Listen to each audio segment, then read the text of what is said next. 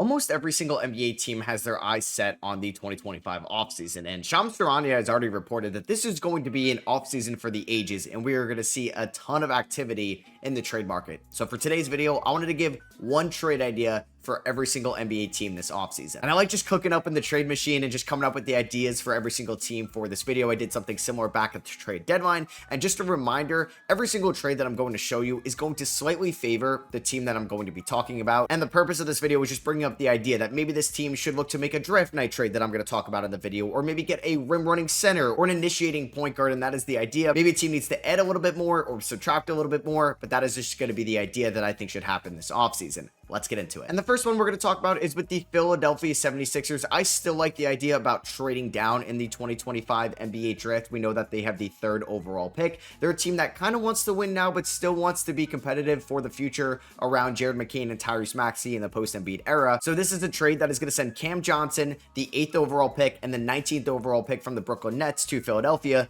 for Kelly Oubre, Andre Drummond, and the 3rd overall pick. I think it's time to just end the experiment of Kelly Oubre and Andre Drummond in Philadelphia. You get one of the best floor spacing power forwards in the NBA in Cam Johnson that just had a career year last year with the Brooklyn Nets. Somebody that shot 39% from 3, averaged 18 points, 89% from the free throw line, a solid playmaker as well, averaged 3.5 assists. You're still going to get a top 10 pick, so maybe you're not going to take an Ace Bailey or a VJ Edgecombe, but you're going to end up with a good connecting piece to this team. You could still end up with a Kamal Maliwatch to be a backup center to Embiid. You can end up with a Con Knipple who could be a sharp shooting wing for you going forward. Maybe you want to add a Derek Queen or Conor Murray Boyles or somebody like that. And then you're also getting the 19th pick in this draft. So you could take somebody like a Nick Clifford, a Rasheer Fleming, a Carter Bryant later in this draft as well. And I think gives the Sixers a bunch of different options going forward. I just think this is a little bit more safer both now and for the future, just in case whoever you take at number 3 doesn't really live up to the hype of a number 3 overall pick, because Cam Johnson is under a great contract and you can have a good 3-point shooter as well as 2 top 20 rookies in this class. And I'm a big fan of this idea for Philadelphia. I'm pretty strong on that take. So we're going to have a couple versions of a Giannis Antetokounmpo trade mentioned in this video, and the one that I'm going to be talking about for the Bucks is them definitely getting both Alperen Sengun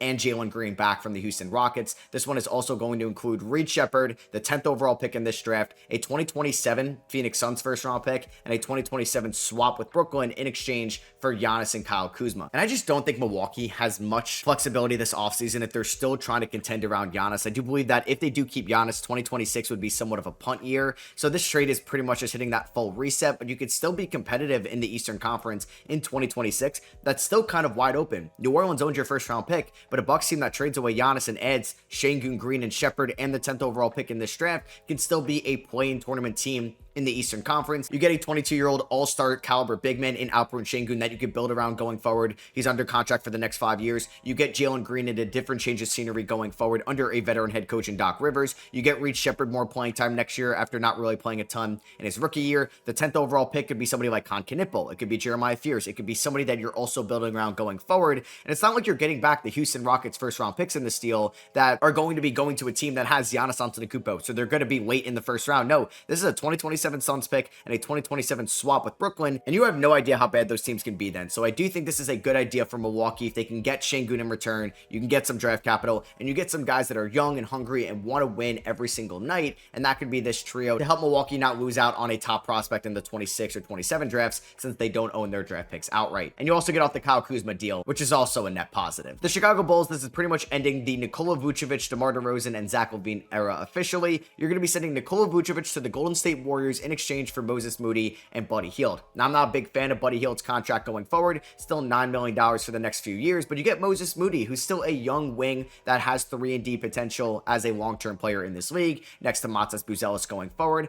I'm intrigued by that idea, and that's better than getting nothing for Nikola Vucevic, who could be a free agent at the end of the year. I think this is a little bit of a pipe dream for Chicago, since Vucevic is getting up there in age, can be a free agent at the end of the year, and this would put Golden State a little bit more into the tax going forward. But if Golden State is looking to add a floor spacing 5, something they really haven't had in the Curry era, and Quinton Post was solid enough in his rookie year, you were getting like the steroid version of Quinton Post and Nikola Vucevic going forward. They can have a final lineup of Steph, pods. Jimmy Butler, Draymond Green, and Nikola Vucevic. That is an intriguing five in the Western Conference next year, and maybe they get an asset or two if they trade away Jonathan Kuminga. We'll talk about that later on. For the Cleveland Cavaliers, we know that they are going to be a second apron team this offseason. Jared Allen's contract is going up. Same with Evan Mobley, Donovan Mitchell, DeAndre Hunter, Darius Garland. These guys are getting paid, so let's try to shed a little bit of money. They're not going to be able to afford to bring back Ty Jerome this offseason, so they're going to call up the Pelicans. They're going to get Jose Alvarado to be their backup point guard to Darius Garland in 2026, only making $4.5 million, but it has a player option a year later, so it's essentially an expiring deal. You're sending off Isaac Okoro to the Pelicans, another 3-and-D wing. They love to accumulate those in New Orleans. You're also sending out the 49th overall pick and a future Denver Nuggets second rounder in 2027. And like I said, the reason for this deal is pretty much just to save money against the second apron. You're going to save over $6 million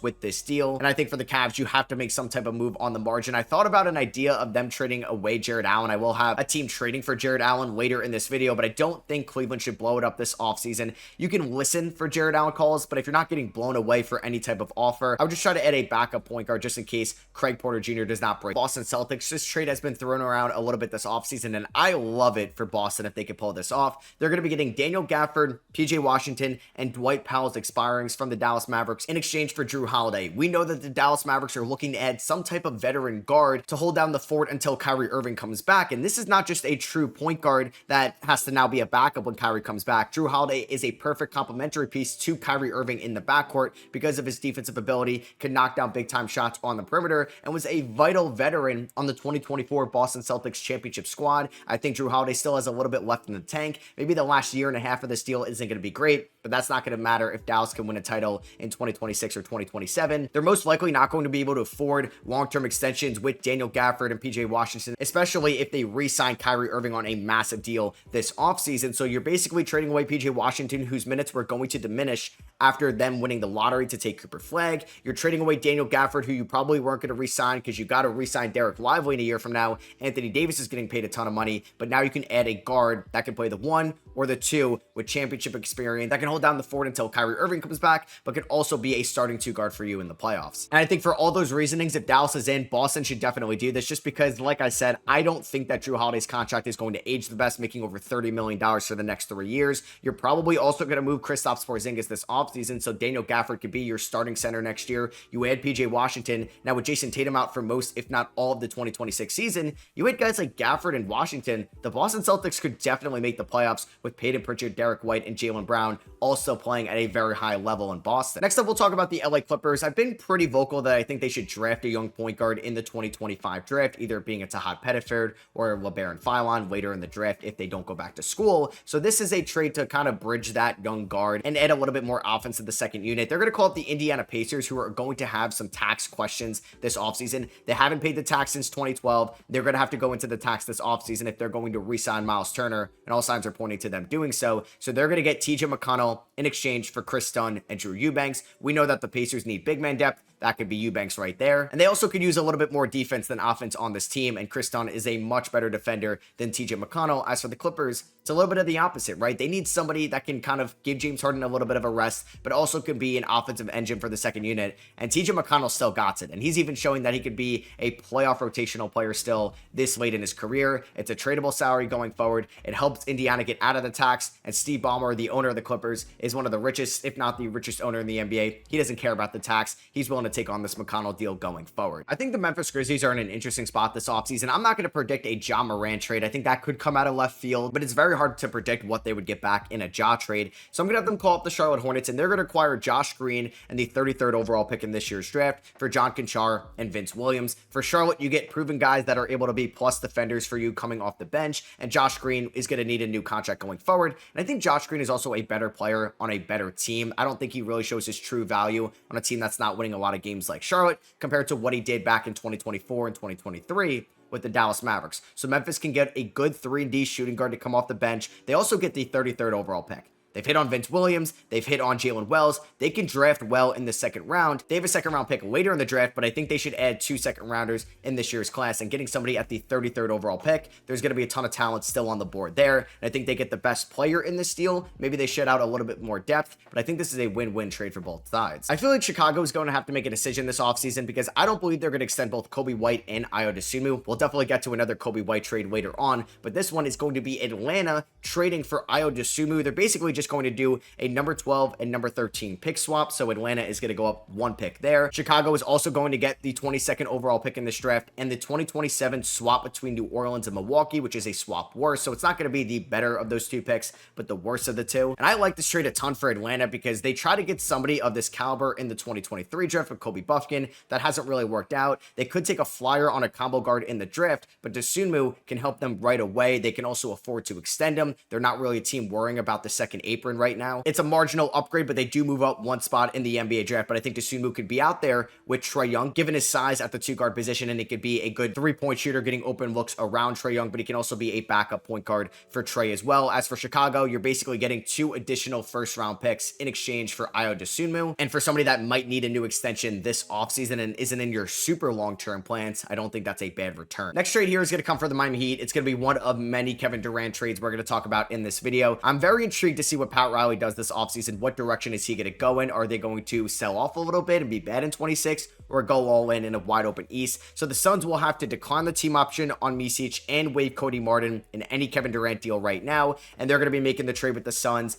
Kevin Durant and Oso Ighodaro going to the Miami Heat in exchange for Andrew Wiggins, Duncan Robinson, Nikola Jovic, Jaime Jaquez, and the 20th overall pick in this year's draft. I think it is fascinating to try to figure out what Kevin Durant is going to go for, given his age at 36, his contract, which is an expiring deal, but still how good of a player Kevin Durant can be, given that in his 17th year in the NBA for the Phoenix Suns in 62 games, he averaged 26 points, 6 rebounds, and 4 assists, and a lineup of Davion Mitchell, Tyler Hero, Kevin Durant, Khalil Ware, and Bam Adebayo is very intriguing in the Eastern Conference. And like I said, which can be wide open right now, Kevin Durant is immediately the number 1 scoring option on this team, and Tyler Hero is going to reap the benefits of that. We know that he's a lot more efficient as a number 2 rather than a number 1. I think it could help out Bam as well going forward. Phoenix, you get Andrew Wiggins, who can help you right now. You get Jovic and Jaquez kind of going forward as some young pieces on this team. Duncan Robinson is just going to be somewhat of a 3-point shooter. You get the 20th overall pick. I think a little bit more would have to go back to Phoenix, but if I'm trading for Kevin Durant, I don't want to trade Khalil Ware whatsoever. For the Charlotte Hornets here, they're basically going to call up the Miami Heat. Maybe Miami basically wants somebody that is a good scorer right now, but they're not going to want to give up the assets to go out and get Kevin Durant. So we're going to send Terry Rozier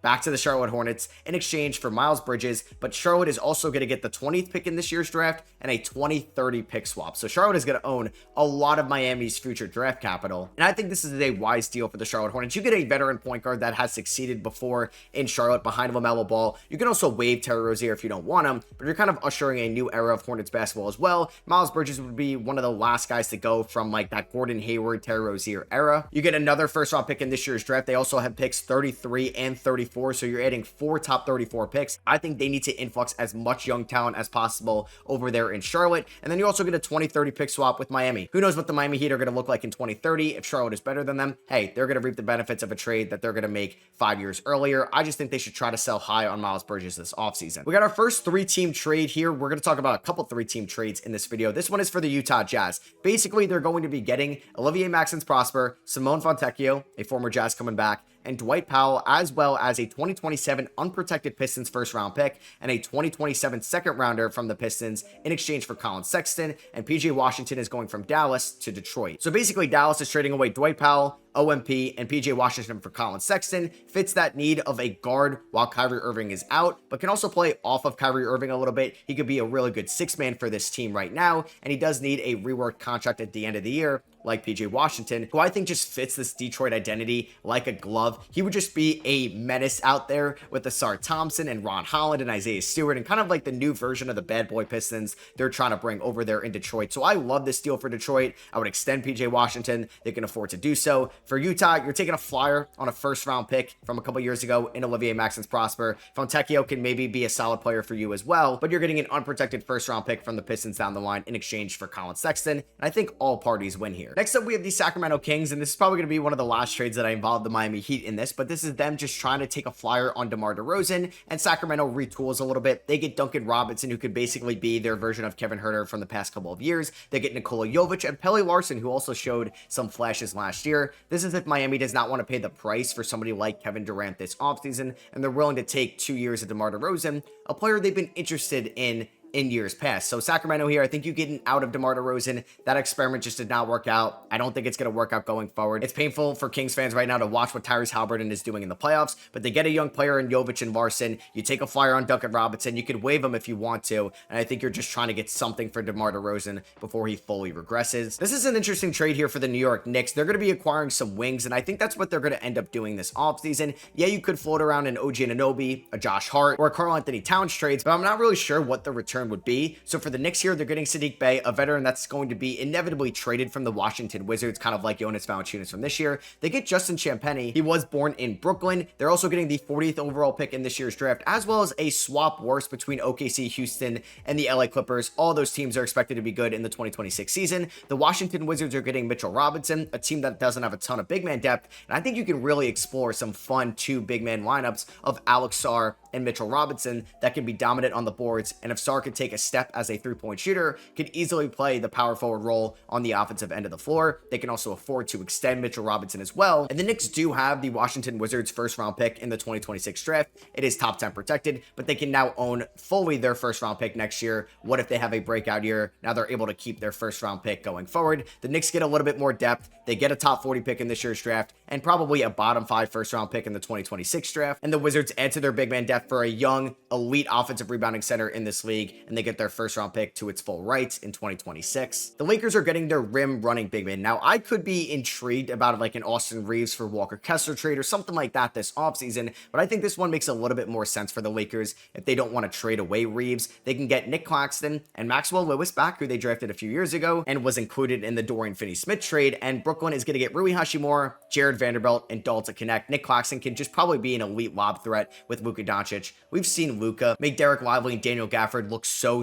good over the last few years, and Claxton will probably just be that same guy over there in LA. It's not the worst contract in the world, around $25 million. He's still young, and he's a really good athlete and could be the rim protector the Lakers need in the 2026 season. You're able to keep Dorian Finney-Smith in all of this. Yeah, you're going to lose a little bit of talent and a little bit of depth, but Rui's a free agent at the end of next year. Jared Vanderbilt is still trying to look like how he did before that foot injury this year, and Dalton Connect is somebody that they're trying to sell high on. They tried to do that at the 2025 trade deadline with the Mark Williams trade. For the Orlando Magic, this is going to be the Kobe White trade I hinted to before. They need somebody that can shoot this offseason. I think Kobe White could play so well off of Jalen Suggs. Maybe Orlando goes after a bigger name this offseason, but they're going to be giving up Anthony Black, who hasn't really taken the strides as they would have liked so far. They're also giving up Tristan Da Silva, Corey Joseph, and the 16th overall pick in this year's draft. I think if you want Kobe White, given his age and his scoring ability, you're going to have to give up a decent amount. And now I think Chicago would listen about this deal. White is on one of the best contracts in the league, but he's going to be a free agent at the end of the 2026 season. Orlando will be able to re-sign him going forward, and Chicago gets two depth pieces here that are still young assets in Anthony Black and Da Silva,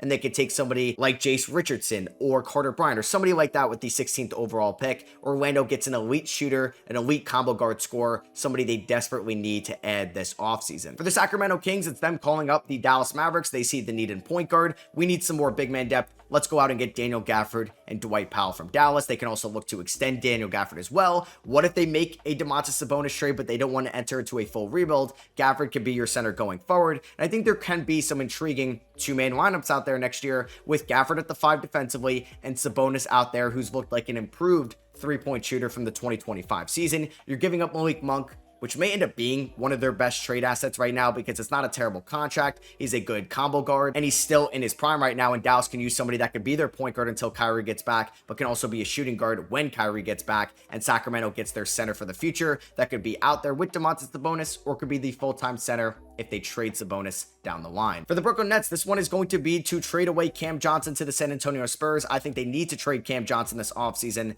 as I thought they should have traded him back at the deadline. They're going to be getting Harrison Barnes, Jeremy Sohan, and the 14th overall pick in exchange for Cam Johnson and the 27th overall pick. So you're moving up 13 spots in this year's draft, and you're getting a young piece in Jeremy Sohan, who was recently a top 10 pick back in 2022. San Antonio gets off the $19 million that Harrison Barnes is owed next year. They don't have to give up somebody like a Keldon Johnson or Devin Vassell. I don't think that Sohan is going to be extended when that time comes in San Antonio, just because Vassell, Wemby, Castle, going to be Dylan Harper, De'Aaron Fox are all going to be getting paid, so they can get out of that deal. And Cam Johnson has 2 years left, and it's not going to overlap with a bigger extension this offseason. And Brooklyn could try to get something out of Jeremy Sohan, maybe run him as a point guard next year or as a stretch four. He's a good defender, and now you can get somebody better in this draft than you would have gotten at 27 with pick 14. Here's a big one here, and I think can be a dark horse Kevin Durant trade partner this offseason, the Denver Nuggets. I think going from Michael Porter Jr. to Kevin Durant would just be an all-time upgrade to play around Nikola Jokic. Denver would also have to give up Zeke Naji's not favorable contract going forward, an expiring deal for Dario Saric in 2026, Deron Holmes, who was Denver's first-round pick in 2024, as well as a 2030 pick swap and an unprotected 2031 first-round pick. Phoenix is taking back some bad money in this KD deal. I don't think the Michael Porter Jr. contract is favorable, but he's somebody that can help Phoenix next year, a team that doesn't own their draft picks. They can get a young big man in Deron Holmes, and maybe Zeke Naji needs a change of scenery, and now Phoenix is accumulating some draft capital down the line that could be used in future trades. And I just love Kevin Durant and the idea of KD in Denver, because going from either Michael Porter Jr. or Jamal Murray as like the number 2 isolation scorer to Kevin Durant is as good of an upgrade as you can get. Now Jamal Murray is your third shot creator, and you can let Kevin Durant be the number 1 isolation guy with the ball in his hands. He can play off Nikola Jokic so well, and they could have one of, if not the best offense in the NBA next year in 2026. I would love for Denver to add KD this offseason. Like I said before, Indiana may have some tax issues this offseason. Benedict Mathurin is extension eligible this offseason and would be a restricted free agent in 2026. They've had an incredible 2025, but I do think they're going to make some type of notable move this offseason. Maybe it's trading Jarris Walker or TJ McConnell, but this one, it's Benedict Mathurin going to Brooklyn, a team that is looking to add young talent, and Mathurin can really showcase his skills over there as a top scoring option going forward. Indiana is getting Day'Ron Sharpe in a sign and trade. Isaiah Jackson is a free agent this offseason. Miles Turner's a free agent this offseason. You at least need somebody better than Thomas Bryant or Tony Bradley as a backup center next year, and Day'Ron Sharpe can be that guy, as well as getting picks 19 and 27 in this year's draft. Those rookie contracts aren't going to cost too much for you going forward, and they could look to add maybe a third string point guard with pick 19. Maybe they add somebody like a Nolan Traore, or at pick 27, they can get even more big man depth if they want to target a Maxime Reynau or Joe and Behringer over there. They would now have 3 first-round picks in this year's draft. You add Day'Ron Sharpe for somebody that I don't think you're going to pay over $20 million to in a year from now. So here is my Jared Allen trade. This is going to be basically with the New Orleans Pelicans. I talked about the Pelicans trading Jose Alvarado before, but here I have the Pelicans going out and getting a notable upgrade over Yves Missi to have in that front court with Zion Williamson. And it looks like Zion is probably going to just be the starting point guard until DeJounte Murray gets back. It seems like since New Orleans sent him to the draft lottery, they don't want to trade him this offseason. And Cleveland is getting a ton of depth here. They get Kelly Olynyk, who could be a big man depth piece for you next year. You get Jordan Hawkins, who has 2 years left on the rookie deal. You get Jose Alvarado. You get Indiana's first round pick in 2026, and you get the swap best between Milwaukee and New Orleans in 2027. This gets you under the second apron because you can also reroute one of these guys for additional draft capital as well. You get more depth on your team, and you can see what you can get out of Jordan Hawkins, who could be better long-term than somebody like a Max Strus, Isaac Okoro, or Dean Wade. I mentioned it before, but them getting Jose Alvarado makes a ton of sense this offseason since they're not going to be able to afford Ty Jerome, and I think he's just way more safe as a backup point guard than Craig Porter Jr. And hey, you get some draft capital. The Cavs don't own much draft capital going forward from the Donovan Mitchell and the DeAndre Hunter trades, so now you can accumulate some young talent going forward in the next 2 drafts. For the Pistons here, I think they should add another veteran scorer around Cade Cunningham, and I don't think it would cost much to get CJ McCollum, who's in the last year of his deal, and you can send out Tobias Harris, Marcus Sasser, and 2 second-round picks. New Orleans gets some depth here for somebody they may not even sign at the end of the year, and CJ McCollum is still an underrated scorer in the league, in my opinion. There's a chance Detroit may not be able to bring back all of Malik Beasley, Tim Hardaway Jr., and Dennis Schroeder this offseason. CJ McCollum can kind of be your backup point guard at times. He can also play out there with Cade Cunningham or Jaden Ivey when he comes back as well. He's coming off a year where he played 56 games, averaged 21 points, shot 37% from 3. He's 33 years old. His next contract would not be very expensive, so I think this is just a buy low veteran addition for Detroit, who I think is also going to make a notable move this offseason with their cap space at the moment. For the Toronto Raptors, I didn't really have a good trade idea for them because we have yet to see Brandon Ingram play a single minute for this team. I don't know if they're going to make a massive shakeup this offseason, so this is going to be a trade idea with them moving up with the Washington Wizards. They're going to be moving up 3 spots, as well as getting the 40th pick in exchange for Jonathan Mobo. Maybe Washington is okay if Trey Johnson goes at pick number 5, and they don't really love adding Kaman Maluach, Derek Queen, or Con Knipple at number 6, so they can move down a couple spots and get somebody that is an extreme hustler, has a high competitive motor in Jonathan Mobo. And like I said before with the Mitchell Robinson deal, I think Washington could look to add some young big man depth, and Mobo is 23 years old. He was a rookie last year and can do a lot of the dirty work in the front court and can play out there with Alex Sarr moving forward. And there's still probably a good chance Yaku Chonis or Jeremiah Fears would be there for them at 9, and Toronto can go up there to number 6 and take Kaman Maluach, because there's a good chance he may not make it to number 9. For the Houston Rockets here, we're going to talk about the Giannis Antetokounmpo deal, but like I said, when I am making these trades for the team that I'm going to talk about, it's going to be a little bit more favorable for them. So this one, they're not giving up Şengün. They're giving up Jalen Green, who I think needs to change his scenery, Jabari Smith Jr., who's going to be a free agent at the end of next year, Reed Shepherd, Cam Whitmore, and 4 first-round picks. It's going to take a lot to get Giannis, and if you're going to keep Amen Thompson and Alperen Şengün, you're going to have to give up a decent amount of draft capital and some young talent. As for Milwaukee, I think you're just taking a flyer on a ton of guys here that have high potential. 3 of these guys were drafted in the top 3 that could really be a lot better with the change of scenery. You add Cam Whitmore, who's going to be under a cheap contract for the next 2 years. You get the 10th overall pick in this year's draft, and you get some solid draft capital going forward. And Houston can now have a lineup next year of Fred VanVleet at the 1, Amen Thompson at the 2, Dillon Brooks at the 3, Giannis at the 4, and Şengün at the 5, and you can have Tari Eason coming off the bench, and you actually save $5.7 million in this trade as well, and you can go out and sign somebody in free agency, preferably a shooter, and Houston could be a title favorite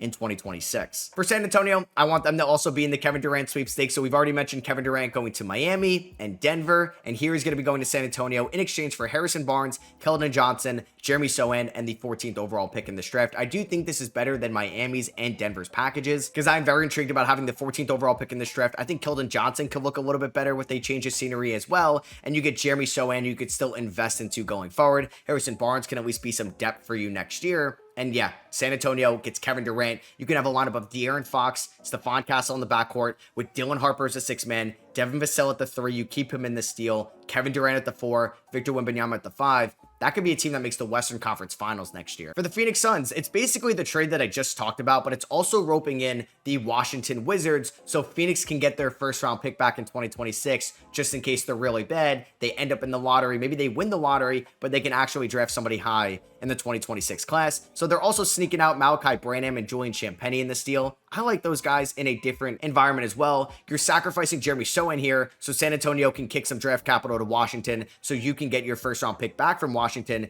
in 2026. You're basically swapping the 14th pick with Washington to get the 18th overall pick in this year's draft as well, and Washington is getting Boston swap in 2028. And I do like this trade a lot for Phoenix if they can pull it off, because I think you get some intriguing young talent. You can get the 18th overall pick in this year's draft, but yeah, just getting your first-round pick back in 2026, I think makes next year a lot less stressful. I don't really know what the Thunder are going to do this offseason because they're basically the best team in the NBA right now. So this, I just have them accumulating better draft capital down the line. They're not going to be able to afford Kenrich Williams' contract going forward because of Shea Supermax that's about to kick in, J-Dubs and Chet's rookie extensions, Caruso, Dort, and Hartenstein are getting paid. So they're going to clear a little bit of money here. They're going to probably waive or reroute Andre Drummond, but they're getting the Clippers' first-round pick in 2028 from Philadelphia in exchange for Kenrich Williams, who Philadelphia could definitely use. He's an underrated defender in this league, and Philadelphia also adds another first-round talent in this year's draft at 24. I think Philadelphia can really maximize their depth this offseason, so I think this makes a ton of sense for them. As for the Thunder, you probably aren't going to play the rookie you're going to draft at number 24 since you're drafting somebody at pick 15. Kenrich Williams also may not have a ton of playing time next year, and you can get maybe a better draft pick in 2028 because there's a chance that the Clippers could be bad then. And here's my last Kevin Durant trade, I promise. It is the Minnesota Timberwolves getting Kevin Durant. I just think going from Julius Randle to Kevin Durant could make them a legitimate finals threat next year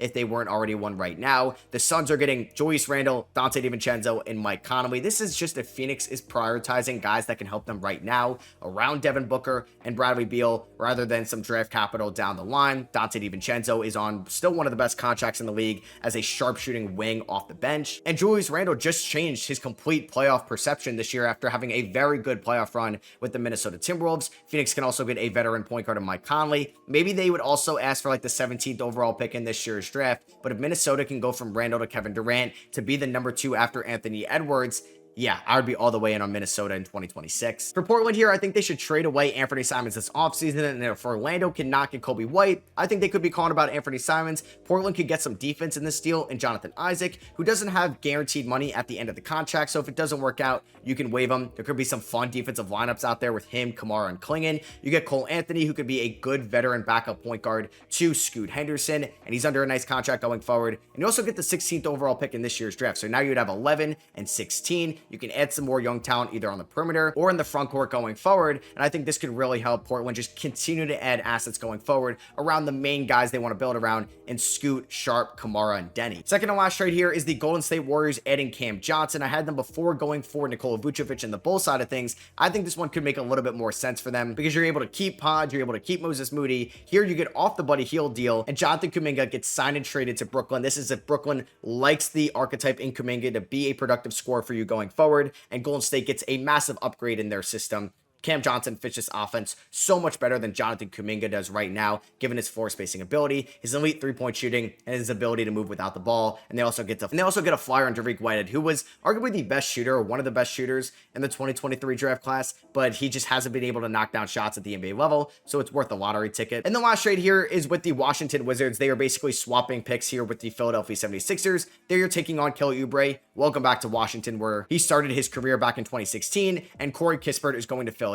So Philadelphia is going to get an elite off-ball mover in Corey Kispert. I said it back in the 2021 draft. I wanted to see Corey Kispert go from Gonzaga to a playoff team because that's where I think he can make his money and really show his value in a playoff series. But unfortunately, we really haven't seen that in his career so far. He goes to Philadelphia, and Philadelphia could still land a top talent with the 6th overall pick. Because if they really like Kamama Ayuwatch or Derek Queen, you can definitely get them at number 6 and not have to draft them at number 3. As for Washington here, yeah, you can end up with a VJ Edgecombe. You could end up with a Trey Johnson, somebody you really like that probably won't be there at 6. You can take him there at 3. Or yeah, how about Ace Bailey if you really think him and Bilal can be your wing duo going forward. That's gonna be for me. I just gave you guys 30 trade ideas. I hope you did enjoy the video. Let me know maybe your favorite one or your least favorite one down below. Do you agree or disagree with what I said for your favorite team as well? Hit that like button if you did enjoy. Hit that subscribe button for more NBA content all offseason long. And don't forget to use my code SROS at Underdog Fantasy. Link is in the description. I'll catch you guys in the next one.